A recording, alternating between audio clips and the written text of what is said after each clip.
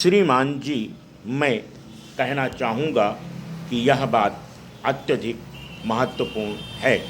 भारत में 1950 के दशक के प्रारंभिक वर्षों में शुरू किए गए सामुदायिक विकास कार्यक्रम में शुरू से सक्रिय रहने वाले एक अनुभवी कार्यकर्ता की स्थिति से मैं उन कठिनाइयों को साफ साफ याद कर सकता हूँ जो हमारे विकास के मार्ग में आईं, जिनके लिए बहुत से लोगों ने हमारी लोकतांत्रिक प्रणाली को दोषी ठहराया।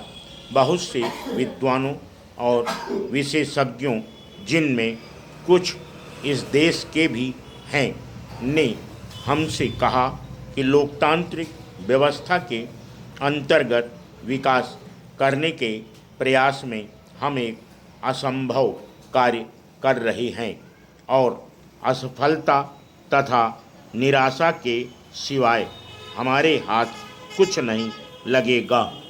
बहुधा यह कहने का एक फैशन सा हो गया है कि लोकतंत्र विकास का विरोधी है और विकासशील देशों के लिए उनके विकास के शुरू के चरणों में यह अनुकूल नहीं होता।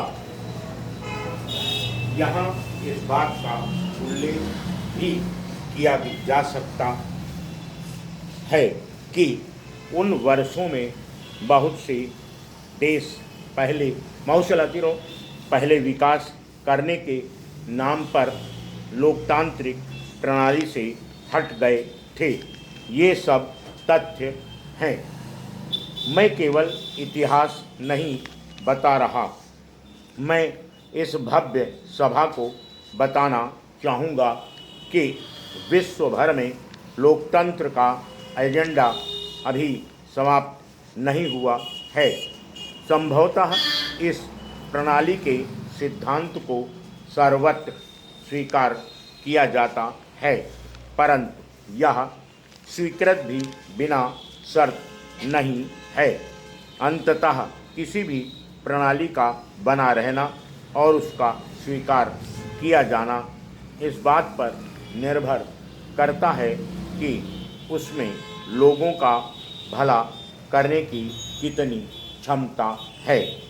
यह बात शायद उन देशों पर लागू न हो जहां लोकतंत्र जीवन का एक अंग बन चुका है और राजनैतिक प्रक्रिया सदियों से अपनी जड़ें जमा चुकी हैं, जिसके फलस्वरूप वहां यह प्रणाली आम बात बन गई है व उस पर किसी की आपत्ति नहीं है।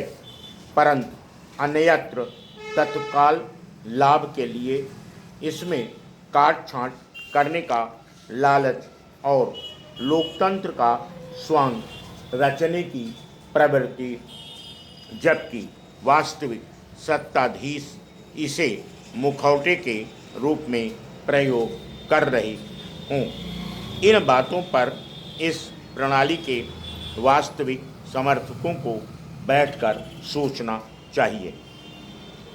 इस समय इस विषय पर अनेक विचार सुनाई देते हैं, इसलिए शायद इनके बीच मेरा यह विचार समरस न हो। मैं समझता हूँ कि विश्व का आधारभूत और सबसे अधिक आवश्यक कार्य लोकतंत्र को सुदृढ़ और सशक्त बनाना होगा।